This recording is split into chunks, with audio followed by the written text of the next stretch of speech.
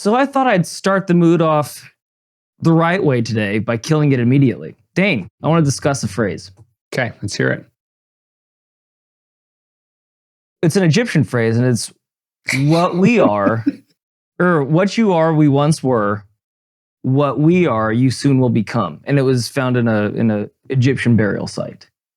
And I also want to dampen that down and bring it right back to home and remind you that right now, this very moment, you are the oldest you've ever been, but you're also the youngest you will ever be.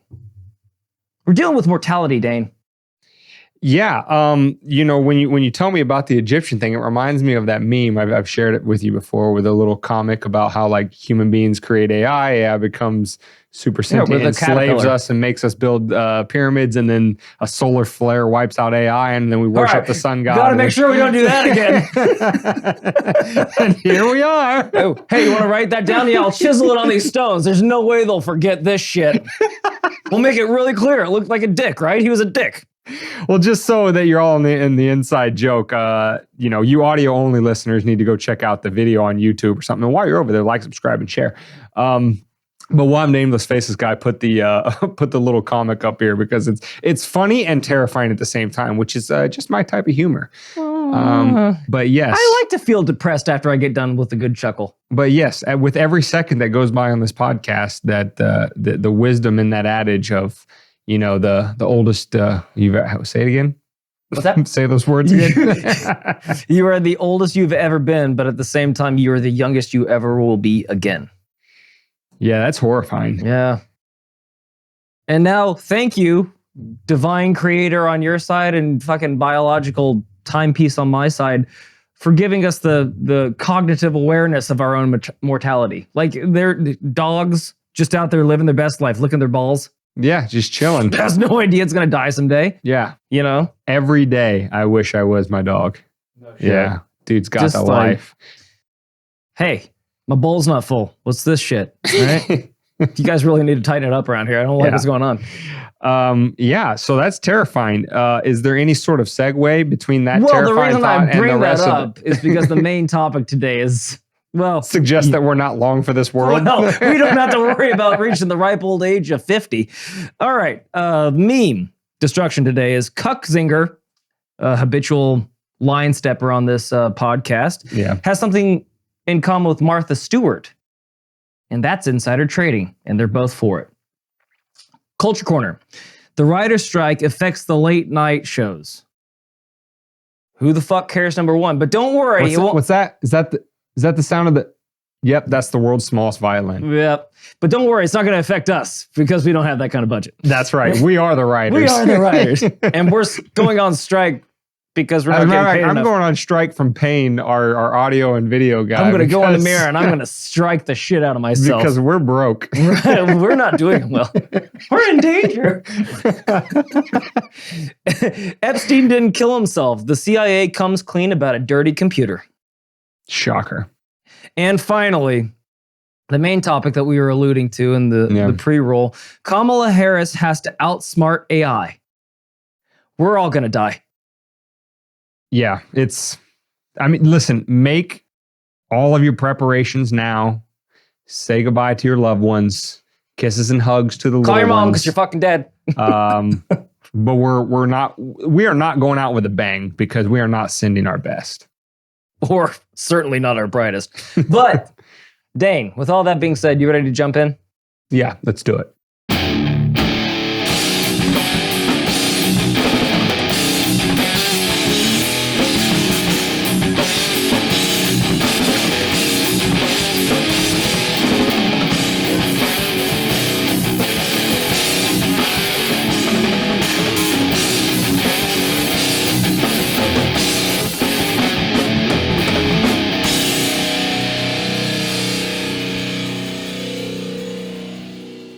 Welcome to Weapons and Meme Destruction Podcast, episode 144, which can be found at wmdpodcast.com/144 on any podcast catcher. Just search Weapons and Meme Destruction.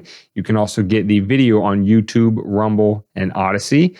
For you YouTube listeners/watchers, you'll be able to watch this episode in its entirety, as unlike last week where we had to block out 2 segments because we talked about the no-no topic, which oddly enough is still a no-no topic, even after it's long gone. Weird. I wonder how long that's going to last.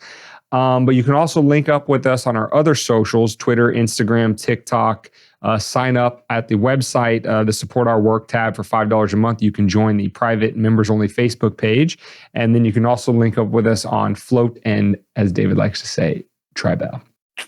Excellent. With that being said, let's hop right into the meme to be destroyed of today and the walking, talking, limp-wristed, noodle-spined meme himself. We're not saying anything about his sexuality. He's just that he's got weak wrists. Yes.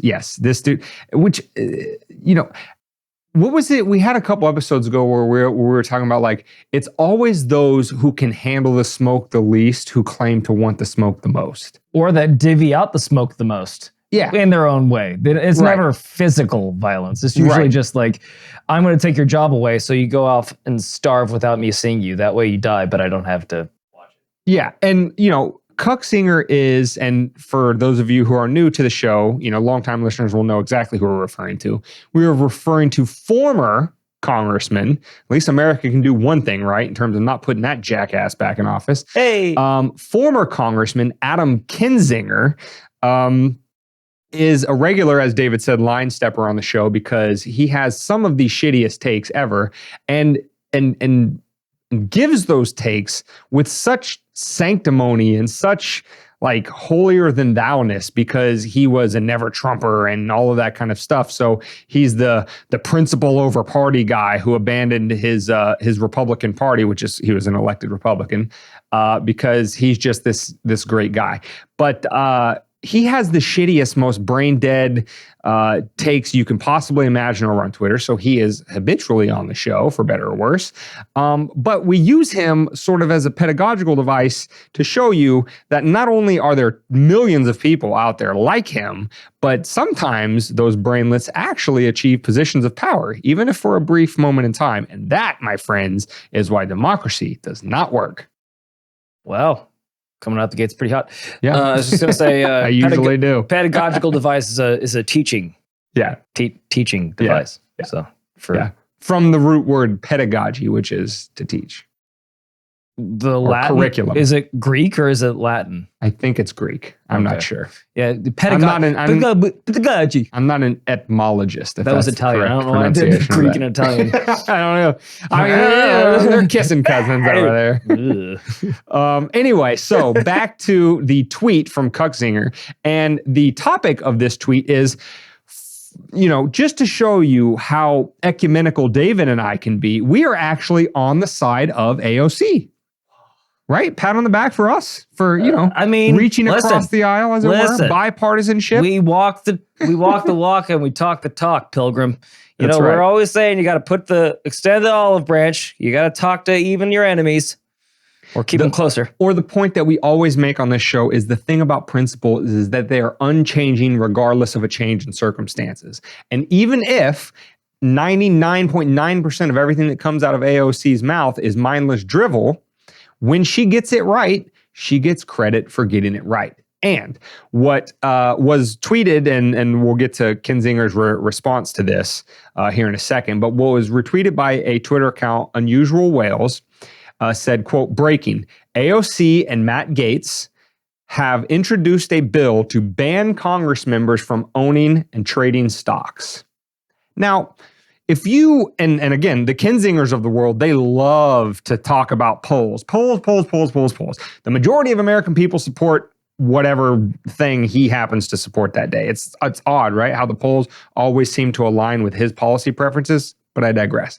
They'll talk about the American people love this, that, and love whatever.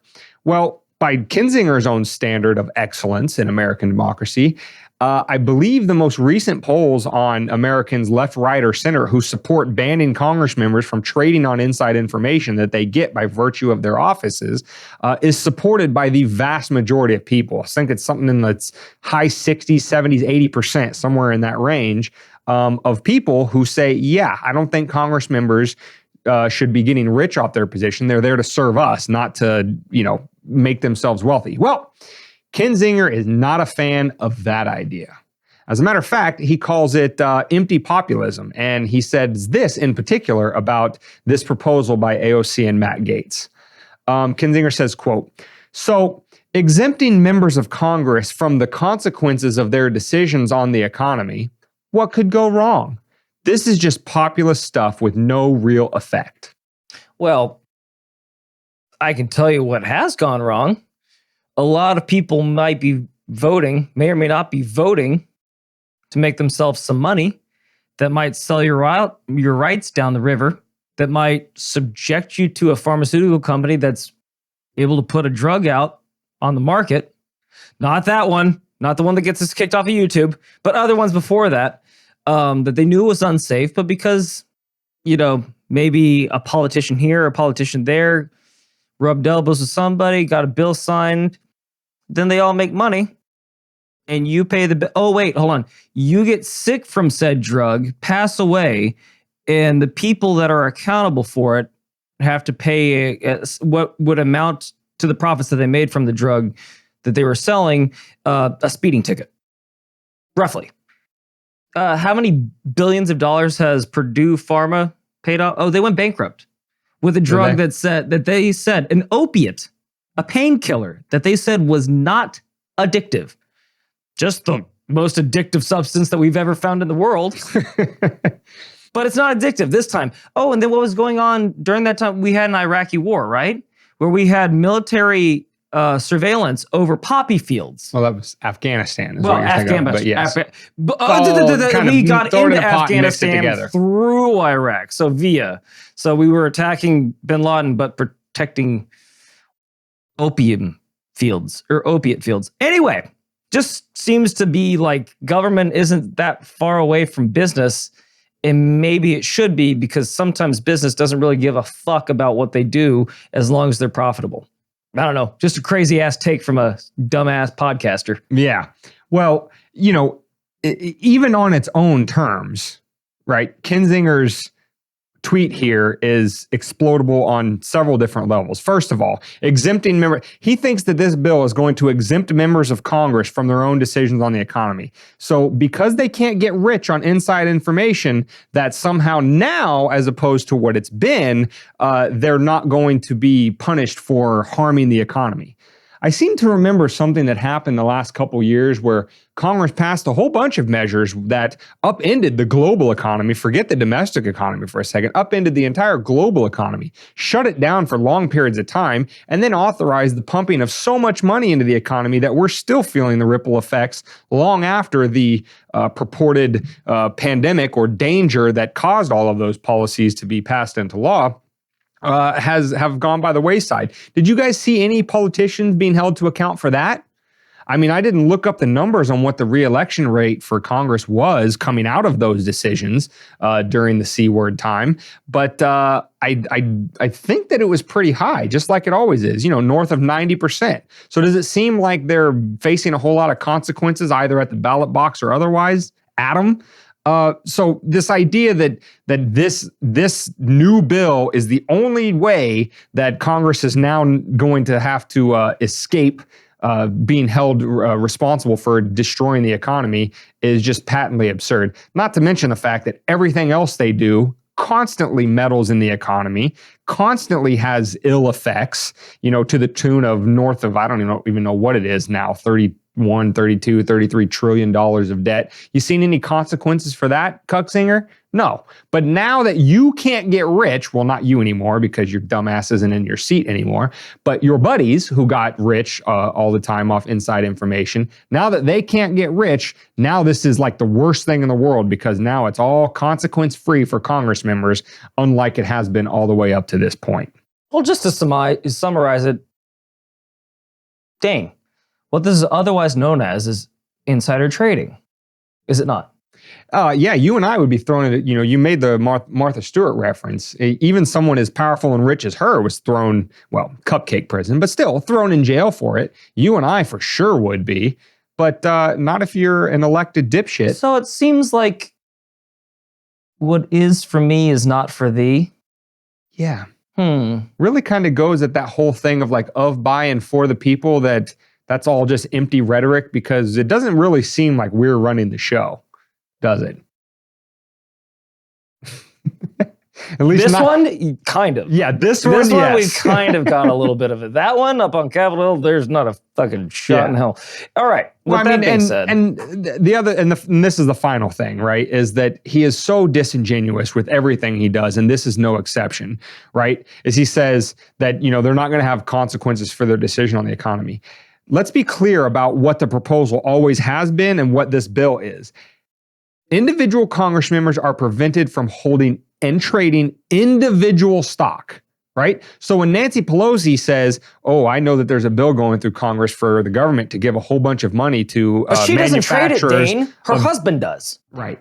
But Congress or the government's going to give a bunch of money to manufacturers of semiconductors. I'm going to buy a bunch of NVIDIA stock. Oh, look at that. NVIDIA stock went through the roof. I didn't kill him. She wouldn't be able to do that. Congress members could still before, if they were ethically sound, and can still now, after, if this bill passed into law, hold what are called blind trusts or hold index funds. So an index fund is a fund of like 500 different companies. You don't buy and sell on individual stock. You are literally betting on the health of the economy overall, because like 500 companies are owned at once. Congress members can still do that. The question is, if you sit on a specific committee that governs a small niche of the economy that gives you access to information that would get you rich off a single stock, that should not be allowed. But you can still hold index funds. You can still have a blind trust that you don't manage. You don't decide when to buy and sell. Somebody is doing that for you so that your inside information doesn't impact whether you get rich or not. That was the case before this bill. And this bill would now just make that the only way that Congress members could get wealthy off being in the stock market. So Kinzinger's idea that the economy could just implode and Congress members would have no consequences, again, is completely disingenuous in terms of what this bill would accomplish. So, with all due disrespect, and for the 1,000th time until the 1,001th next time, fuck Adam Kinzinger and anybody who thinks that, he had something really bright and pithy to say here. And that was supposed to be the short. Yeah, that was the short version. The short version of that. All right, let's see if we can do better on the culture corner. Writer strike. I think we can do much better. There's not that much to say. Like, first off, why did they strike again? Because they weren't getting paid enough, compensated enough? Yes. They didn't. Oh. Yes, it's the what's the Screenwriters Guild or something. Yeah, the Writers Guild went into effect, and the first went into effect at 11:59 p.m. Eastern on Monday, which was May 1st, 2023. Okay. And some of the first shows at 12:01, by the way, on May 1st. No, it went into effect on May 12:01. No, 11:59 p.m. I thought they went 12:01. Oh, well, it doesn't matter. Anyway, doesn't matter. Somebody didn't read the article. Folks. I was off by 2 minutes. You're gonna. They didn't read the article, well, but you're gonna read the article, and so you're not gonna make that mistake. But yes, 11:59 on Monday, May 1st, the Writers Guild strike went into effect, and some of the first casualties are the people in society, the opinion molders that we absolutely cannot live without. NBC's Tonight Show with Jimmy Fallon, The Late Night with Seth Meyers, CBS's Late Show with Stephen Colbert, and ABC's Jimmy Kimmel Live are all set to go dark. And so what they've been doing this week. Insulted people that didn't want to get the jab and had very, very poignant pieces making fun and ridiculing those people and saying we don't need them. Like I believe Jimmy Fallon said, "Let him die." Hey, Wheezy or whatever the fuck he called him, and then was that was Jimmy Fallon. That was Kimmel. Oh no, I said Jimmy Fallon. Yeah. I meant Jimmy Kimmel. Sorry, my mistake. I think of all of these names here, I think Fallon and Seth Meyers are the least guilty, right? But Colbert and Kimmel were terrible. I remember Colbert did the vaccine. The dance, Right. Vaccine. Like what the? You took tequila and went vaccine. What the? Ball sack, or you again? Maybe the writer should have been fired for coming up with that piece because that was garbage. Yeah, hot, stinky garbage. Well, and the reason why this is the Culture Corner segment is because, and David and I talk about on this podcast all the time, is what are media and entertainment, nominal entertainment. If you think these comedians with non-comedic talent or jokes anymore. if you call them entertainment. What are they there to do? They are there. Failing New York Times. They are there to opinion mold. They are there to tell you what is acceptable opinion, and sometimes more importantly, what is not acceptable opinion, and what you need to fall in line with, or you're going to get some, hack job of a joke aimed in your direction. You're not going to be part of our team anymore. If you don't get down with the program. Right. So it's particularly funny. Down with the sickness, Dane. Come on. Sometimes I miss the opportunities, but that's what we have you here for, is to fill in the gaps of my own lack of comedic timing. But I never claimed to be a comedian, so I'm off the hook. Neither have I. No, I'm talking about relative to these guys. Okay. Yes. I thought you were no. punching back. So anyway, the fact that shows like this are the first to get the axe is rather funny, because these individuals, I don't know their individual politics of these different hosts or whatever, but I know that what generally they talk about on their shows is always of more of a leftist progressive bent. And if you are of the leftist progressive paradigm, you are all about unions and writers' strike, or not just writers' strikes, but strikes of all kinds. Power to the people, right? Give them more money, whatever the case may be. And so when you are forming the culture in such a way that it could come back and smack you in the ass when you least expect it, and not in a sexual, gratifying, we like that kind of smack way. Oh my. It's rather funny to those of us on the outside that this happens to you, that you are a victim of your own rhetoric, and that maybe this would wake you up. Sometimes we like to hope. We're not going to hold our breath, but we're just kind of using this opportunity to revel in the irony of it all. That your general, get down with the program, or you're on the outs kind of rhetoric and stuff like that has now, the axe has fallen on you, and we couldn't be happier about it, if for no other reason than you're off the air until the strike is resolved. Well, and thank you so much for giving us two Ponyak's moment to gloat about the bigger mouthpieces. We don't get many. Yeah. Getting a shot to the ribs that they so desperately deserved. So, salud. Dane, the CIA comes clean. Gross. About a gross laptop. Has the CIA ever come clean about anything? I mean, not clean. I mean, the truth comes out in drips and drabs, but it's never you're doing that on purpose, aren't you? Puns intended, accidental double entendres. Drips and drabs. It doesn't come out like it used to when you're 13, right? No, it does not. Straight across the room. It kind of dribbles out. Or like an arc that goes over your head. Like, holy hell. a lot of water pressure. I remember where that one landed. So it's just kind of... So anyway, what we have this week, another opportunity for your gracious co-host here to gloat a little bit. Little more, I told you so. Again, I want to thank the Academy. This is so unexpected. Not to the self-selected group of people that like and follow the podcast, because but to those friends and family that you haven't yet told the show about, or that you're badgering and they haven't come on board yet, but they will be. Another tomorrow's news today from your co-host here at the podcast, because we have an article here from the New York Post titled, quote, "Ex-CIA chief spills on how he got spies to write false Hunter Biden laptop letter to help Biden." So just a brief background, Hunter Biden laptop starts to break shortly before the 2020 election in early to mid-October 2020. I believe it was the New York Post who actually published the first story about it, which actually got their Twitter account nuked. More on that in a second. And the reason for the nuking by the various social media sources of the New York Post was that this was just election disinformation. This Hunter Biden situation where Hunter seems to be on the take for political adversaries around the world, but in exchange for getting favors from his then vice president father, Biden, under Obama at the time, basically selling access to his father to these foreign adversaries, that this story was to be swept under the rug. And the way that this was accomplished, and you will hear Twitter execs to this very day excuse themselves for why they nixed the Hunter Biden laptop story before the 2020 election, is because there was this letter written by, I want to say 50, 51, somewhere in that range, intelligence officials, always nameless, faceless. They wrote a letter saying that the Hunter Biden laptop story was a hoax. There was nothing to it. It was just election disinformation, probably tied to the Trump campaign. We can't be really sure, but at all costs, don't share this story because it could sway the election. And this is just the Russians all over again. And this is why this story needs to go away. Dane, correct me if I'm wrong, but that sounds like voter manipulation.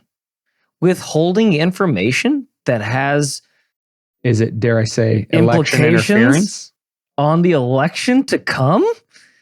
If that's not election interference and it's involving the CIA and social media, that seems a little weird. It seems as though a government agency that's not a government agency but totally is stepped in, much like they do in foreign countries, to elect the president that they would like to see in office, and make sure the person that they oppose is gaslit, run out of town, only ever gets bad publicity, yada, yada, yada.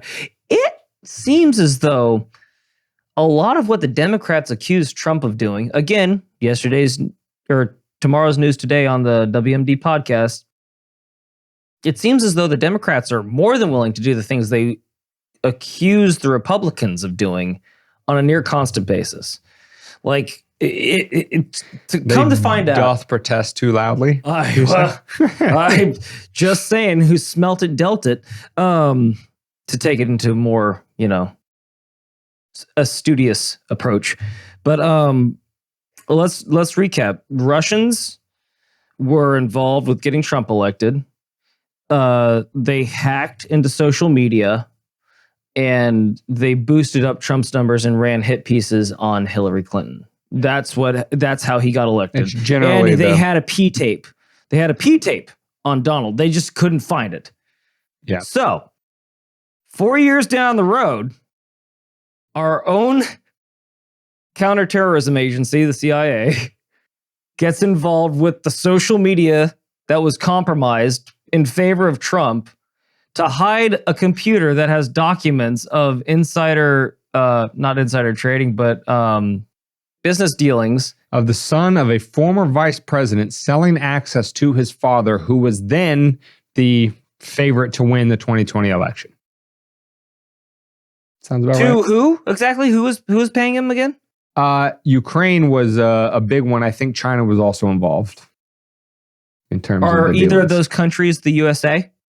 I don't think so. And is one of those countries? I'm not good at archaeology. And is one of those countries, because I'm going to use bad English because you're not good at archaeology, perhaps one of the biggest opponents of this contiguous United States, that being China? Yeah, that's what we're told. So wouldn't that cause like a little consternation within the... You would think that would be problematic in terms of the allegiances amongst the people that are supposed to be leading us and keeping us safe. Let's trust our overlord, government officials, and they know best because we're just dumb humans that eat fucking McDonald's and watch late night shows with Jimmy Kimmel. Yeah. Now, you might be asking, David, all right, who is this slappy that you haven't yet named who made these claims, right? How credible is he? Well, in private sworn testimony, Mike Morrell told the House Judiciary Committee that Anthony Blinken, now Secretary of State, who was at the time a top campaign official in the Biden campaign, he was the senior campaign official. He reached out to Mike Morrell on or before October 17th, 2020, 3 days after the New York Post published an email from the laptop suggesting that Hunter had introduced his Ukrainian business partner to his father, then Vice President Joseph R. Biden. Now, as we were just talking about, election interference and all this kind of stuff, and, the left protesting too loudly and all this kind of stuff. Why this is Epstein? I mean, need we even say it? First of all, the CIA as an agency, we'll do that in general, and then we'll talk about this specific guy, the director of the CIA, doing this, and not to mention the fact that Antony Blinken going from senior campaign official up to Secretary of State, I'm sure there wasn't any quid pro quo there about, hey, listen, you make sure I get elected, Antony, and I'll make sure you have a cushy, prestigious job within my administration. And it all just happened to work out that way. I guess it was pure coincidence. Often the conspiracy theories surrounding an agency like the CIA, given enough passage of time, as the wise and great Kamala Harris would say, stay tuned for more, prove to be conspiracy fact. Now, usually, but Dave and I have made this point before recently, usually the lag time between the theory and it being confirmed as fact is like several decades, but things are really speeding up over the last 5 to 10 years. They're like, they're not going to do anything to us anyway. We're just going to do what we want and then just fucking spin it a little bit. Morell admitting to this less than 3 years after the event actually happened. And yet, to harken back to what Kinzinger was saying about, he's apparently very concerned about accountability amongst government officials. How many heads, let's just take a bet, or let's just take a guess, over or under 5 heads are going to roll from this, whether they be CIA operatives, whether they be people in the Biden administration, whether they be, geez, Dane, talk, get some sleep. It's all right. Newborn is rough on your life. It's all right. Whether it be Biden himself, will he not get reelected because of this clear, blatant election interference and meddling that is now out in the open and tested to in sworn testimony to the House Judiciary Committee? Will anything happen? Over or under 5 heads roll. David, go. What's your bet? You know my bet's under. Oh, yeah. There's no way. I would like to see one. If you take the over, you're a fool. I'd like to see one. Like, just one head roll. Just Joe. Like, listen. Again, we brought it up on pretty much on the meme destruction. It's like, if any one of us did one of the things that any one of these actors did, we'd be in federal pound me in the ass prison. Do not pass go.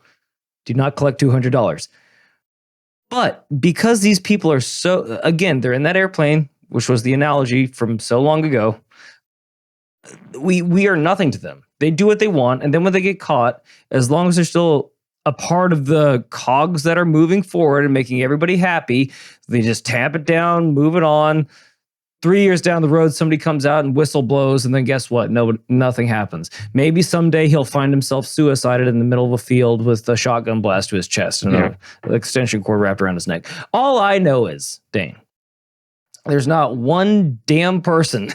I've heard stories that they have over 100 indictments on the Biden family that they're going to hand down, and it ranges from everywhere from bribery to child sex trafficking, and I heard that a year ago. Maybe 6 months ago, maybe 3 months ago. Who knows? Who cares? It's not going to happen. It's all just posturing. All they do is posture. They say we're going to do something, and then they fucking wait until the next advertisement break, and then they're on to the next thing. It's sad. It's like we said before, and I'll say it again. It's disheartening. Very. And, before we move on to the main part of the show, the sort of smoking gun from this House Judiciary testimony from Morell is, despite the fact that before he received his email from senior campaign official Blinken, now Secretary of State Blinken under President Biden. Look no further. Before getting that email, Morell had no intention of writing this letter. Compiling 50 some odd intelligence official signatures to make sure that the social media sites knew which direction the political winds were blowing and what they should do regarding this story, is Morell had this to say about why he organized that letter. Quote, to help Vice President Biden, because I wanted him to win the election. I mean, listen. Period. Full stop. Voter and election manipulation. I admit to it. Nothing's gonna happen. There's your smoking gun. There's like he's like, yeah, I shot those guys in the face. Well, do something. At least you're honest. Yeah. All right, go on about your day. That never happens. Like.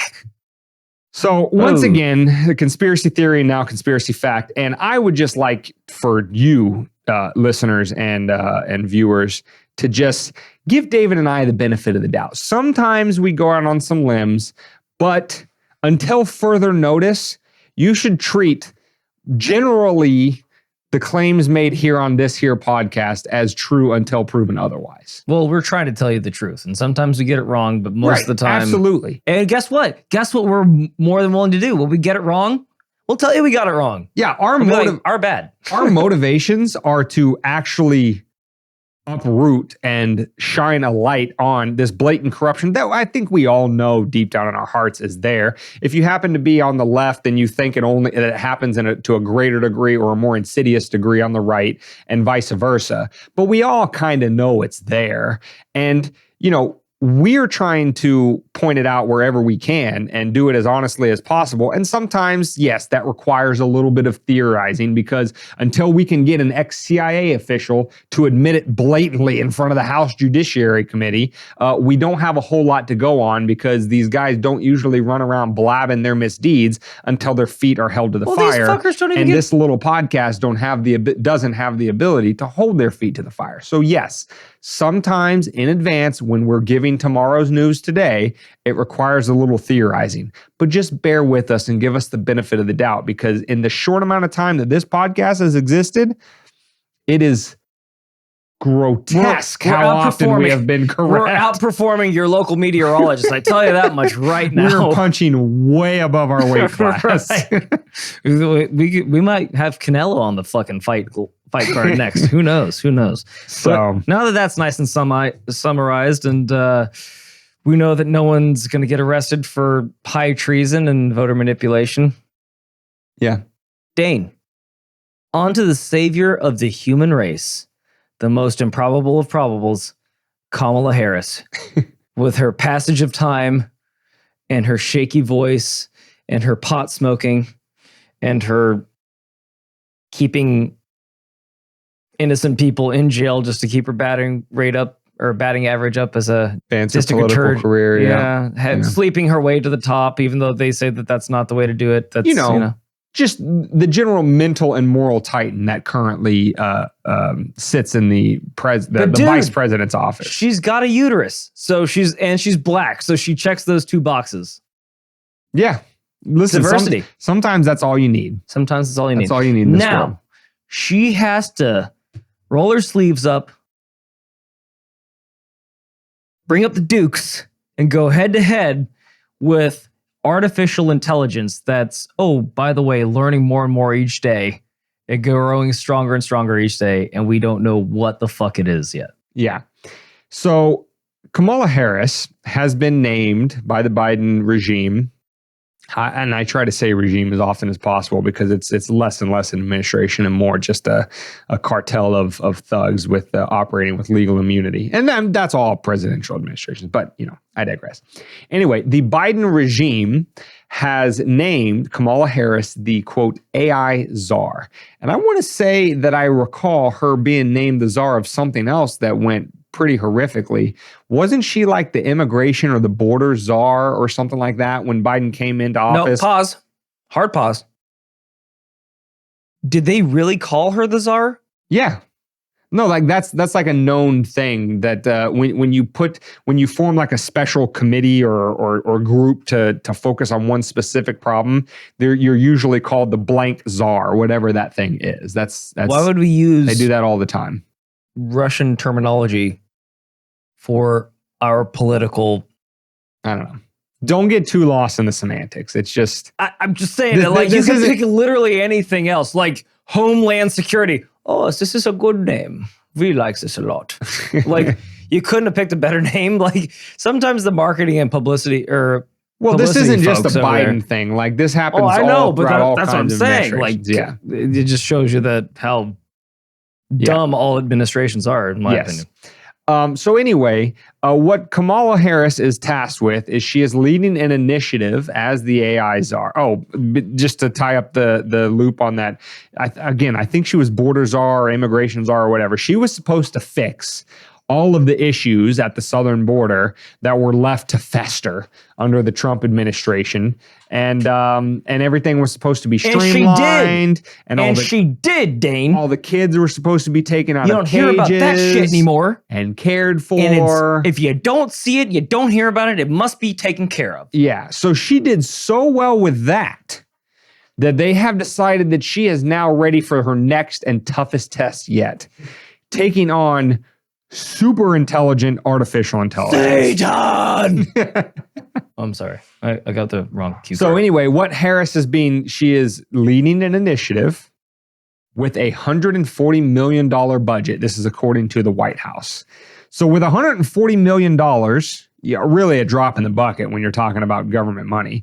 But with a little walking around money, a little walking around spending cash. With $140 million, she is tasked with leading the force to rein in AI so that it doesn't, enslave us all and put us in zoos. And if that doesn't instill confidence, don't forget, I don't know what will. The terminology. You just gotta love these people. They're so they're unimaginative. Why is everything a war? A war on education, a war on drugs, a war on the homeless, a war on job security, a war on this, a war on that. Why is everything a war? Dude, we could end this war right now with the flip of a switch. We could just Control-Alt-Delete, you're gone, and now we don't have to worry about Sarah Connor and John Connor traveling back to the future, but back to the past, but back to the future, but back to the past. I digress. We could totally avoid enslavement by AI by just turning it off right now.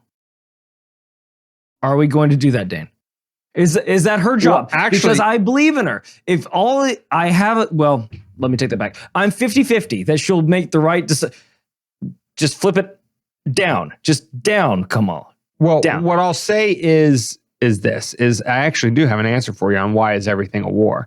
And I want to say it was during the FDR administration when they were rolling out all of the New Deal programs, right? One of the slogans of that time, and this is probably more appropriate for an Epstein segment because this is, a historical example of why it's always, like you said, a war on poverty, a war on terror, a war on everything. Today is one of the slogans for the New Deal programs was, we planned in war, we can plan in peace, right? The idea was we have our best and brightest leading the government, right? And we have these problems that the private sector or individual charities or whatever the case may be just can't solve. These problems are too great. So the thing that we need more of in this world to be able to solve these problems is force, the initiation of violence. We need to take money from people and we need to give this small handful of best and brightest to come up with the plans for how that money flows and how it's going to fix this problem. That was a slogan that worked on the people who were supportive of the New Deal at the time, but that has carried through all the way up to today. That's why it's, that's what I'm saying. That language of war is always used. They are not creative people. They just stick with what they know. Exactly. Like we point out on this podcast all the time, this is not hyperbole, the stupidest, absolute lowest IQ people you could possibly imagine are the ones that staff government. I'll bet you if we took the best and the brightest in government and the best and brightest in the private sector and just had them take a simple IQ test, they would blow the government officials out of the water. Because at the end of the day, what are they doing? They're winning on might makes right, a big popularity contest. That's all. And how do you win popularity contests? With undeliverables that you just lie about. You say, I'm going to give you X, Y, or Z, and don't worry, it's not going to come out of your pocket. It's going to come out of his. Please elect me. And that person gets elected, and they get all of the force and power to do what they want. Whereas the smart person has to use his brains to compete in the private sector to be able to get rich and powerful. This person just says, it's the law. I'll throw you in a cage if you don't do it. So again, not exactly a system with incentives lined up to attract the best and the brightest. But Even that system somehow manages to pick the absolute worst of the non-best and brightest to lead the initiative to save us from probably the most complex and all-encompassing destructive thing that this species has ever faced in terms of if AI runs amok, which is a big if. It's not a guarantee. Hey. I'm not in the David Doomer camp of turn it off or we're all going to die. I think there is a happy medium to be made here because I think AI can do a lot of things to push the species forward. It comes with risks, of course. But the question of whether or not Kamala Harris is uniquely suited to lead the initiative to find out where the correct answer is, I think that that's the sound of the collective laugh of billions of people around the world that think that's a possibility. But wait, what have we also to go to the cinematic to rebuff or not rebuff it, but embolden your statement? There's only been 275,000 movies made about artificial intelligence enslaving the human race, or machines taking over, or The Matrix, or Terminator, or I could go on, Ex Machina, for Christ's sake. There's a million movies about it.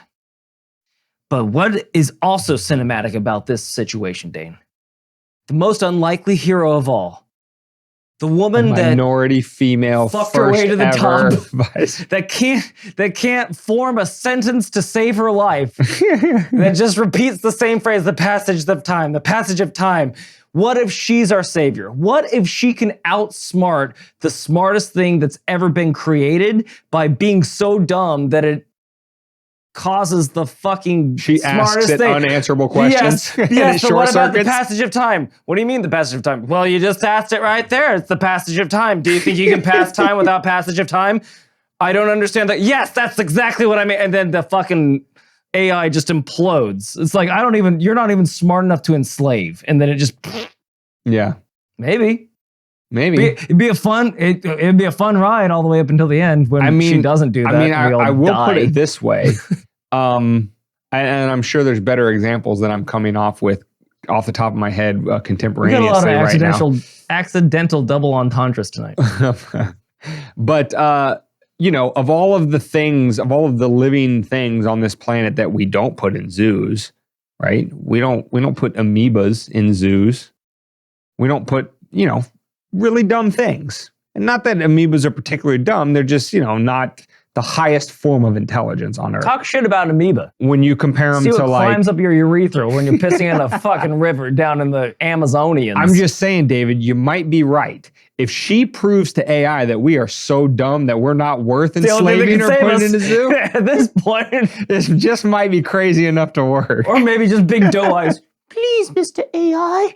Don't enslave us. Oh, that's definitely not going to work. No, it's just so emotionless. But wherever this ends up, it's been a fun ride. Is what you're trying to say, yeah. Dan.